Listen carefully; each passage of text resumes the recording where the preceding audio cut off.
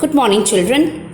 Now today we come to the next part of the lesson, or rather the continuation of the same subtopic, that is, how do these traits get expressed.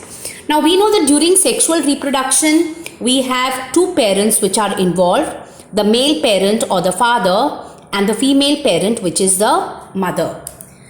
Now each parent basically in each cell of their body have a complete set of chromosomes, and a complete set means two copies for one particular trait. So say for height, the father will have two copies, one that he inherits from his mother and the other copy for height which he inherits from his father. So a parent basically has a complete set, two copies for each trait. Similarly, the mother also will have a complete set which is two copies for the same trait. So for height, the mother will receive one copy from her father and one copy from her mother. Now when the father produces the male gamete, which is the sperm, the sperms will not have two copies, but the sperms will have half the number of chromosomes. So half of 2 will be 1. So we'll receive only one copy for a particular trait.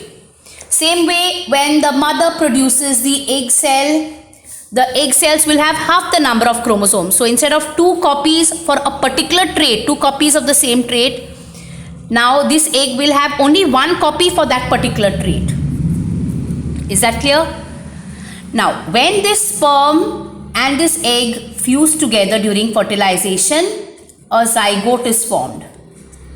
And this zygote will receive that complete set, one set from the sperm and one set from the egg, which is a total of 2, just like the parents. So thus, each cell will have two copies of each chromosome, one from the male parent and one from the female parent. Every germ cell, the sperm, the egg cell, will have one chromosome from each pair. So the sperm cell, instead of having 2, will have half the number, which is 1. The egg cell, instead of having 2, will have half the number, which is 1. Now, when these two germ cells fuse together, they combine during fertilization, they will restore the normal number, which is 2 copies for that one trait. Is that clear to all of you? And this ensures the stability of the DNA species. So such a mechanism of inheritance explains the results of all Mendel's experiments, and it is used by all organisms that reproduce sexually. Did all of you follow? So remember, the parents will have a complete set. Complete set means for a particular trait, say for height, they will receive one set from their mother, one set from their father, so 2. For height, the mother will get 2 copies, one from her mother and one from her father. But when the mother and father produce their own gametes, those gametes will have half the number of chromosomes. They will not have the complete set, but half. So instead of 2, they will have half the number, which is 1. So instead of 2 copies for a particular trait, they will have 1. So when both these cells, the sperm and the egg cell, fuse together, this zygote now will receive the characters from the male parent and the characters from the female parent.